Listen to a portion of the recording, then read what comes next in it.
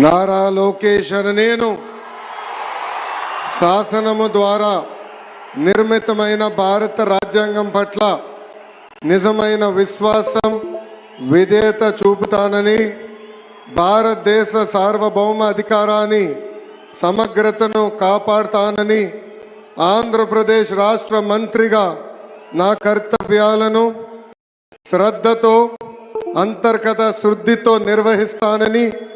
భయం కానీ పక్షపాతం కానీ రాగద్వేషాలు కానీ లేకుండా రాజ్యాంగాన్ని శాసనాలు అనుసరించి ప్రజలందరికీ న్యాయం చేకూరుస్తానని దైవ సాక్షిగా ప్రమాణం చేస్తున్నాను. నారా లోకేష్ అనే నేను